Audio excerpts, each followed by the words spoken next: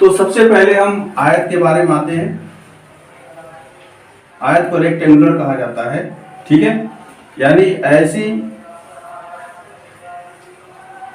A B C और D मान लीजिए दिया हुआ है, यह एक आयत है।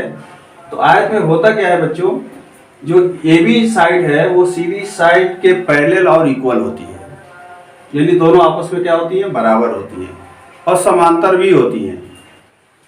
बीसी साइड एडी साइड के पैरेलल और बराबर होती है। कहने का मतलब ये है कि A B parallel C D and A B equal to C D, ठीक है। और यहाँ पे क्या दिया होगा, A D parallel B C and A D equal to B C. ध्यान दीजिए, दोनों आपस में पैरेलल हैं और दोनों आपस में बराबर है। ये यहाँ नोट किया गया, ये दोनों आपस में बराबर है और पैरेलल है, इसलिए इन दोनों को यहाँ दिखाया गया।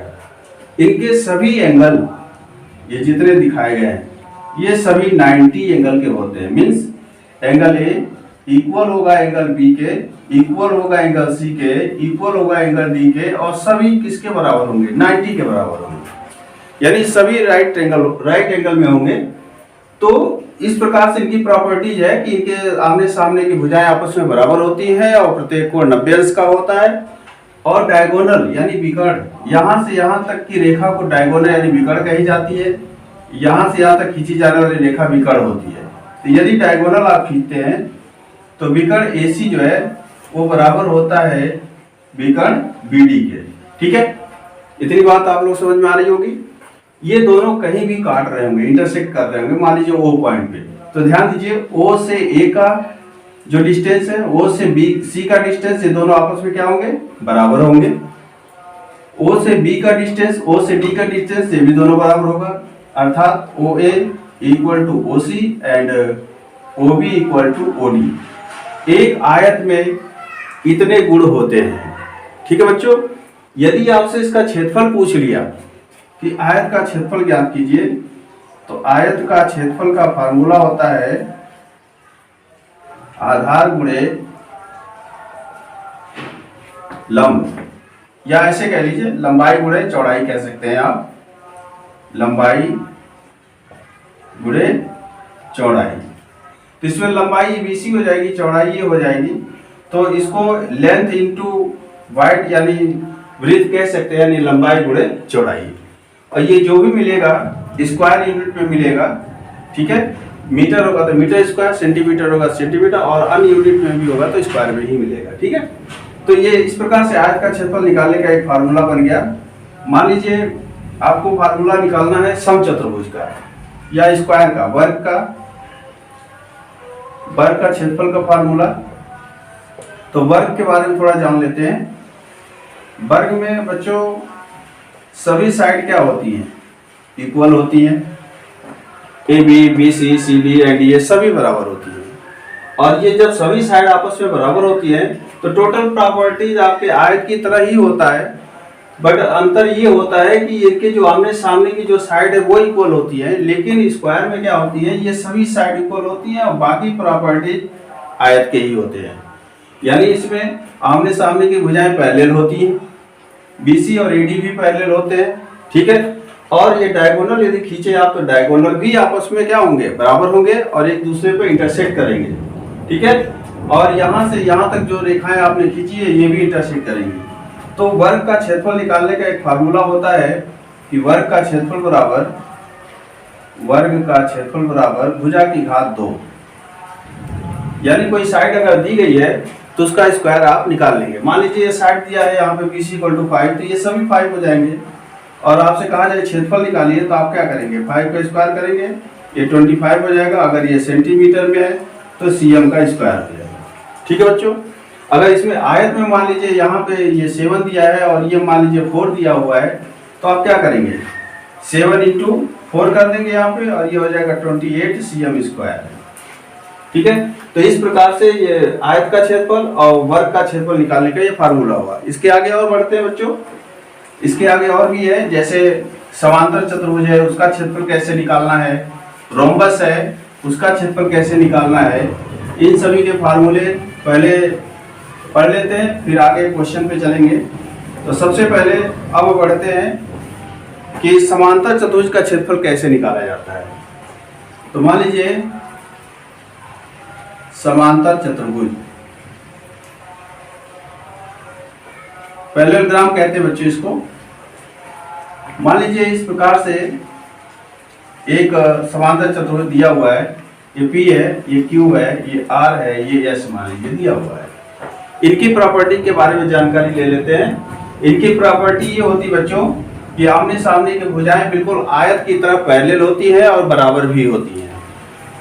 PS QR के पैरेलल और बराबर होती है, लेकिन कोण सभी बराबर नहीं होते हैं। इनके एंगल आपस में, आमने सामने के एंगल आपस में बराबर होते हैं। यहाँ भी ये दोनों आपस में बराबर होते हैं। ठीक है, क्या प्रॉपर्टीज होती है इनकी? PQ पैरेलल SR, और ये PQ जो है ये SR के बराबर होती है। ठीक है, अर्थात ये दोनों समांतर और आपस में बराबर होती है। इसी प्रकार से PS पैरेलल QR हो जाएगा, और ये PS जो है किसके बराबर होगा? QR के बराबर। ठीक है, इतनी प्रॉपर्टीज आप लोगों को मालूम हो रही होगी।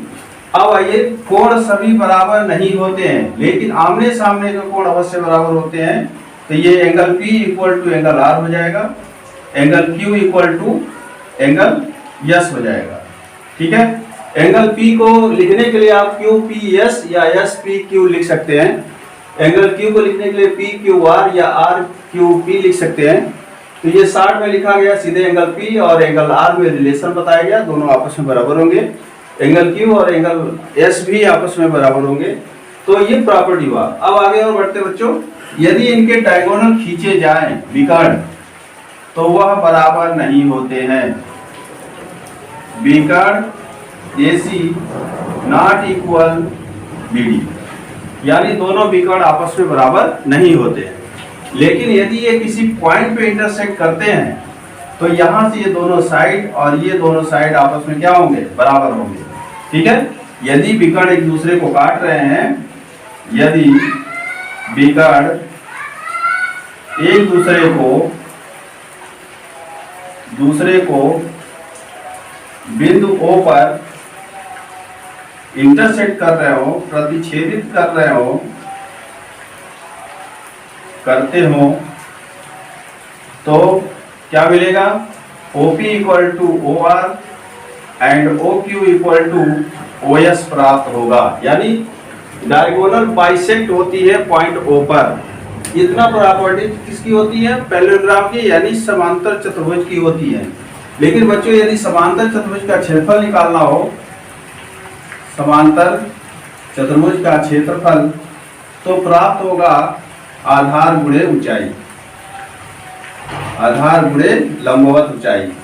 जैसे मान लीजिए एक बेस यहाँ दिया हुआ है, ये मान लीजिए ये बेस दिया हुआ है, ये 12 मान लेते हैं सेंटीमीटर, और यहाँ से यहाँ तक सीधी हाइट मान लीजिए 5 दिया हुआ है। तो आप इसी में रख के फार्मूले में इसका क्षेत्रफल भी निकाल लेंगे।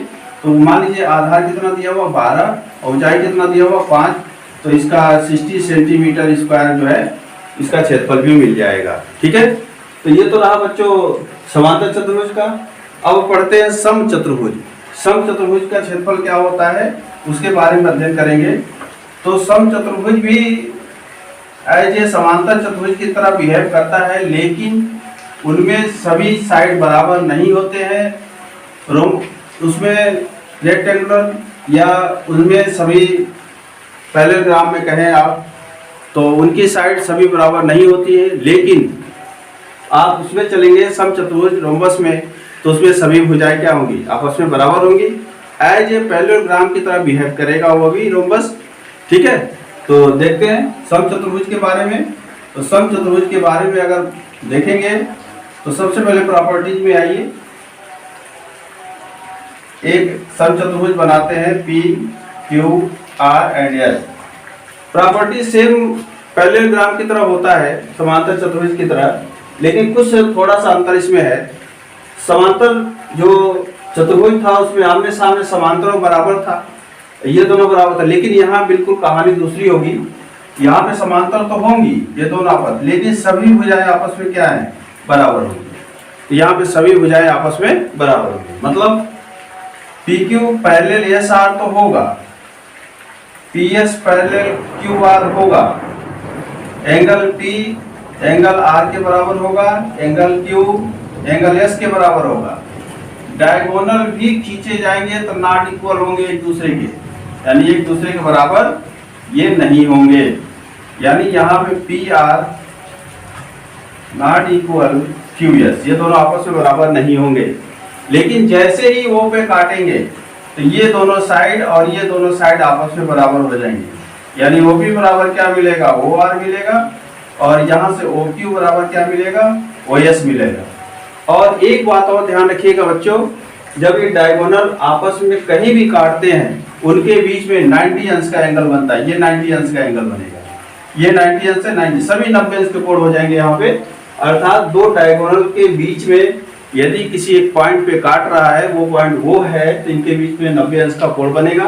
तो यहाँ हम लिख दे रहे हैं एंगल पी ओ क्यू, ये कितने अंश का होगा, 90 एंगल। अर्थात जो पी आर क्यू एस एक दूसरे को काट रहे हैं तो वो समकोण पर ही काटेंगे।